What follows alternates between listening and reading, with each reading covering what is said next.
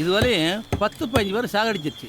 சென்னாயை பார்த்தா சிறுத்தமிழோட மரத்து மலை ஏறிக்கும். நிஜமாவா? ஆமையா, தானே வந்திருக்க. போ நீயே தெரிஞ்சுக்குவேன்.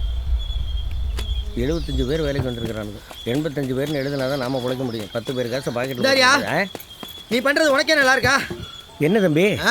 சென்னை எல்லாம் கூட்டம் கூட்டமாக தான் வருமாமே. அதுக்கு வரதை பார்த்தா சிறுத்தையே பயந்துக்கிட்டு மரத்து மேலே இருக்கிறமா? நீ சொல்லவே இல்லை தம்பி. காட்டில் சென்னாய் கிடக்கு, அதுங்கள்ட்டேருந்து கூலிக்கு வேலைக்கு வர ஜனங்களை காப்பாற்றணும் அப்படின்னு உண்மையை சொல்லி தானே தம்பி உங்கள் 2 பேரையும் கூட்டிகிட்டு வந்தேன்.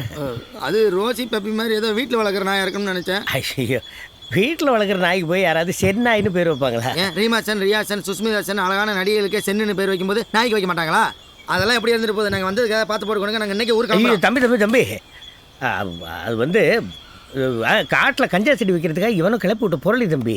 சென்னாய் இந்த காட்டில் இருந்திருந்தா இந்நேரம் நம்ம பேசிக்கிட்டு கேள்வி நம்மளை வந்து கடிச்சு கொண்டிருக்காதா? அப்போ சென்னை இல்லையா? இருக்கு. ஏன் தம்பி பயப்படுறீங்க? கையில் தான் துப்பாக்கி இருக்குல்ல. இருக்கு, துப்பாக்கி இருக்கு. எல்லாம் சுட தெரிஞ்ச நமக்கு துப்பாக்கி சுட தெரியலையே.